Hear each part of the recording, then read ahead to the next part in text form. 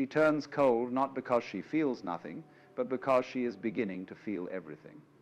This is the paradox that breaks men. You experience a moment of pure connection, a conversation that flows like water, a look that says you are finally being seen. The walls come down, and then, without warning, a wall of ice goes up in their place. The warmth you felt just hours before is gone, replaced by a chilling distance that feels both deliberate and deeply personal. You are left standing in the silence, replaying every word, convinced you must have made a fatal error. You haven't. You've just walked into the heart of her storm, the place where her desire for connection goes to war with her fear of it. If this emotional whiplash sounds familiar, subscribe to the channel, like the video, and share your thoughts below. You are not losing your mind. You are just beginning to see her truth. Your mind immediately begins its frantic search for the mistake. You scroll through the text history, analyzing every word, every emoji, every response time. Was it the joke you made? Did you seem too eager, not eager enough? This internal interrogation is a trap, a labyrinth your ego builds to protect you from a more terrifying truth. This might have nothing to do with you at all. The shift from her engaged, vibrant energy to a flat, one-word response hits you like a physical blow. Her silence is not empty, it's heavy, filled with a meaning you can't decipher. And so you believe the lie, the one that feels most intuitive, that her distance is a direct reflection of your worth. You personalize her retreat, seeing it as a verdict on your character, and in that moment, you hand over all of your power, becoming a reactor instead of an anchor. Her retreat is not a strategy, it is a reflex. It's an old, deeply embedded survival instinct kicking in. Think of it as an emotional circuit breaker. When the feeling of attachment, of genuine vulnerability, becomes too intense, a switch is flipped inside her. It's a subconscious mechanism designed to protect her from a past pain she has never fully healed, from the ghost of a love that taught her that getting too close leads to being abandoned or controlled. Her coldness is a shield, a desperate and automatic attempt to regain control over feelings that feel dangerously overwhelming. She isn't pushing you away. She is pushing away the feeling itself, the very vulnerability that you just managed to awaken in her. For you, this feels like rejection. For her, it feels like survival. And this is where most men fail. Your natural instinct, fueled by the anxiety of her withdrawal, is to close the gap. You want to fix it, to talk it out, to get the warmth back. So you text more, you call, you ask what's wrong, you begin the chase. But you must understand this. Your pursuit is the validation of her fear. Every step you take toward her while she is in this state confirms the subconscious story she tells herself, that intimacy is a cage, that a man's interest will eventually become a man's pressure. You are trying to put out a fire with gasoline. Your need for reassurance suffocates her need for space. The very action you take to pull her closer is what guarantees she will push you further away, cementing a cycle of approach and retreat that will leave you both exhausted and emotionally broken. You are convinced the problem is you. This is the first and most destructive lie. Your mind becomes a courtroom where you are both the prosecutor and the defendant, endlessly re-examining the evidence for the fatal flaw you must possess. Her silence descends not like a gentle snow, but like an avalanche, burying you in self-doubt. You replay her laughter from the night before, contrasting it with the cold, one-word text you received this morning, and the discrepancy feels like a personal failure. This belief that her emotional state is a direct report card on your performance is where you surrender your power. You see her withdrawal not as a storm within her, but as a shadow cast by your own inadequacy. You are so busy searching for the mistake you made that you fail to see the truth. You are not the author of her pain, but you are about to become a character in its story. This desperate search for an error is rooted in a fundamentally flawed male assumption that attraction is a logical equation. You believe that if you input enough charm, enough attention, enough of the right moves, You are entitled to a predictable output of affection and engagement. When her behavior deviates from this expected formula, your logical mind sees it as a problem to be solved, a machine to be fixed. You put on your mechanic's hat and try to diagnose the issue, believing you can tinker with her emotions until they run smoothly again. You felt this compulsion, haven't you? The urge to find the broken piece and repair it. This isn't connection, it's control disguised as care. You are not trying to understand her world. You are trying to force her to operate according to the rules of yours. And this is the very pressure that makes her feel the need to escape. Your mistaken diagnosis leads directly to the wrong cure, the chase. Believing you have lost her interest, you instinctively try to win it back with more effort. You double down. The texts become more frequent, the questions more probing, the invitations more insistent. Her quiet retreat is met with your loud, anxious advance. You perceive the distance she creates as a void that you must fill with your presence, your words, your energy. Every unanswered call feels like a challenge.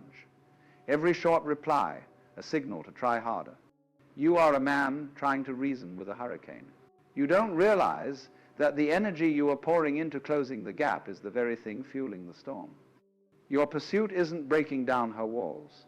It is giving her the bricks and mortar to build them even higher, solidifying her need for distance. Let's be honest about what this chase truly is.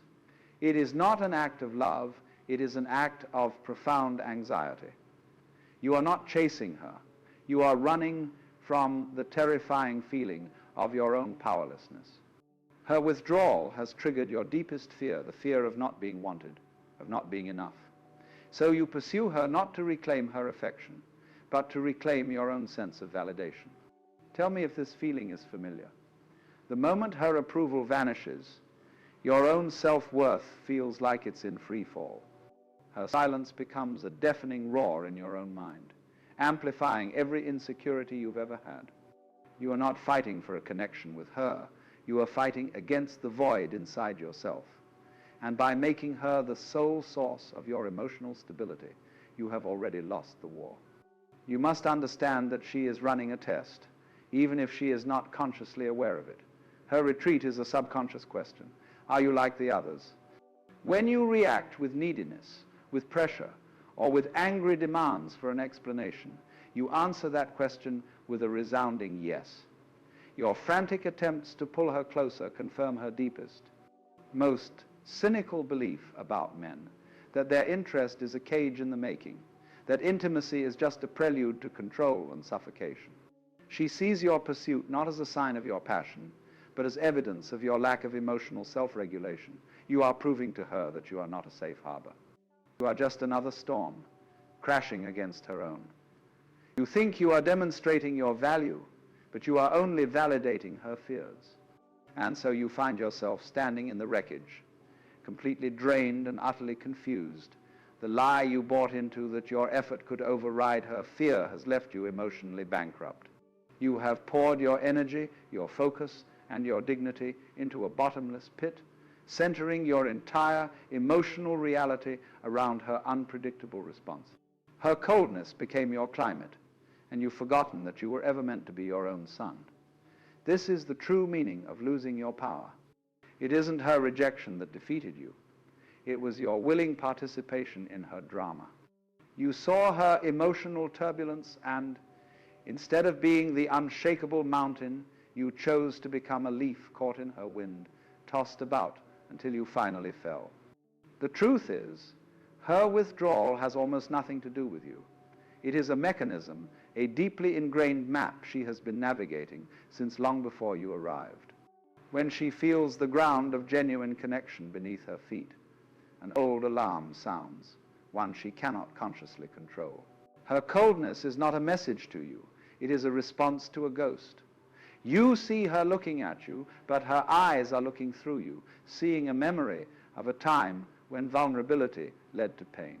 Her retreat is an autopilot sequence, a pre-programmed course correction away from what her subconscious perceives as imminent danger. You believe you triggered a rejection, but you have simply walked into a part of her internal world that she herself does not fully understand, a place where closeness is synonymous with loss. This is the echo of a past heartbreak, the scar tissue that forms over a wound that never truly healed. A previous connection taught her a brutal lesson. The higher you fly, the harder you fall. So now, the moment she feels the lift of genuine attachment, the exhilaration is immediately followed by a paralyzing fear of the inevitable crash. Her emotional system is hardwired to associate the warmth you offer with the fire that once burned her. That sudden vacancy in her eyes, the way she pulls back her hand just as you reach for it, that is the phantom pain of an old injury flaring up. You didn't cause the wound. Your presence just inadvertently touched the scar, reminding her of a pain she has sworn never to feel again. Her retreat, therefore, becomes an unconscious test. She is not testing you, not in the manipulative way you might think. Her soul is testing the situation. She throws a wall of silence between you, and on a level she cannot articulate, she is watching to see what you will do. Will you try to break it down with force? Will you hammer on it with questions and accusations? Or will you have the strength to simply stand your ground, to be present without being demanding? She is subconsciously testing to see if you are just another man who will equate her need for space with a challenge to his ego. She is not testing your love, she is testing your stability. She is waiting to see if you are a safe harbor or just another storm. You must see the war happening inside her. One moment she is leaning in, sharing a part of herself she rarely shows, her laughter open and unguarded. In that instant, her desire for intimacy is winning. The next, she is recoiling, her body language closed, her words clipped and distant. In that moment, her fear has taken over the controls. This is not a game of cat and mouse. It is a genuine, painful, internal conflict between the part of her that craves connection and the part that is terrified of it. You are standing at the epicenter of her private storm, mistaking the turbulent winds for a personal attack. Her inconsistency is not a reflection of her feelings for you, but a direct symptom of the battle she is fighting within herself. Think of it as an emotional circuit breaker. When the voltage of connection, the intimacy, the vulnerability, the feeling of being truly seen gets too high, her system overloads and a switch is flipped. The coldness is the shutdown. It is the emotional equivalent of a possum playing dead, a primitive, instinctual survival response designed to neutralize a perceived threat. You can see it in the flat tone of her voice, the mechanical nature of her movements, the way she seems to be operating from a great distance. She isn't choosing to be cold. Her nervous system has made the choice for her, plunging her into a state of self-preservation. You are not dealing with a decision, you are witnessing a reflex. This is why her silence feels so profound. It is not an empty silence. It is filled with the weight of everything she is trying to suppress. The space she creates between you, which you perceive as a vast and lonely canyon of rejection, is, for her, the only place she can breathe. It is a necessary vacuum where she can regain her emotional equilibrium, where the noise of her fear can finally quiet down. You see it as a punishment, a deliberate act of withholding. She experiences it as a sanctuary, a desperate measure to prevent herself from completely unraveling. You are trying to fill a space that she desperately needs to remain empty, if only for a little while, so she can find her footing again. Your attempts to reason with her during this phase are futile. You cannot use logic to dismantle a fortress built by trauma. When you ask, "What's wrong?" you are asking a question she has no answer for. Her fear does not speak the language of reason. It speaks in the language of instinct, of tightened chests and shallow breaths. You are trying to debate with an echo, to negotiate with a memory. Your well-intentioned words, your carefully crafted explanations, your pleas for understanding, they all become just more noise, more pressure on a system that is already overloaded. Your reason is useless here, because you are not talking to the woman you connected with, you are talking to her fear. And here is the truth that changes everything. Her coldness is not a sign that she is losing interest. It is the ultimate sign that she is starting to feel something real. The emotional wall goes up precisely because you have gotten closer than anyone else has in a very long time. The intensity of her feelings for you is what triggers the alarm. It is the very success of your connection that activates her deepest defense mechanism. She pulls away not because she feels nothing, but because she is terrified of how much she is beginning to feel. You haven't made a mistake. You have become significant. And for a woman who has learned that significance leads to pain, your importance is the most frightening thing in the world. The ideal response, the one that changes the entire game, begins not with an action, but with a profound non-action. Where the average man reacts, the centered man observes. He feels the cold front move in, he notices the shift in her energy, and he does the most difficult and powerful thing possible, nothing. He does not text, he does not call, he does not ask what's wrong. He simply breathes. He understands that her storm is hers to navigate, and his interference will only add to the chaos. This stillness is not a sign of indifference. It is a sign of immense strength. It communicates without a single word that he is not frightened by her distance, that his emotional stability is not dependent on her constant approval. He holds his ground, becoming the calm anchor in her turbulent sea. And in that moment, he stops being a participant in her drama and becomes the witness to it. This stillness is not passive. It is an active presence. While she is in her retreat, he turns his focus back onto his own world, his work, his passions, his purpose. He does not sit by the phone waiting for it to ring. His energy, which was once directed entirely at her, is now reinvested in himself. This is the ultimate paradox of attraction. You believe you must show her how much you care by focusing on her, but your true value is demonstrated by your ability to remain focused on your own path. You don't attract what you want, you attract what you are. By maintaining your own frame, you send a powerful subconscious message. My life is whole with or without you, but I would enjoy sharing it with you. This is not an ultimatum. It is a statement of self-possessed strength. And it is the very thing her soul is searching for, a man who is not a void to be filled, but a universe to be explored. You learn to use silence as she does, but for a different reason. Her silence is a shield born of fear. Your silence must be a space born of trust. You are not giving her the silent treatment as a punishment.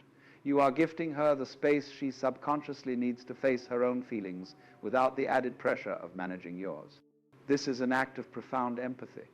You are trusting that she has the capacity to navigate her own emotions, and that the connection you built is strong enough to withstand a temporary distance. You are holding the space for her to return. Think of it this way. You cannot force a clenched fist to open. You can only present an open palm and wait. Your calm, patient silence is that open palm. It is an invitation, not a demand.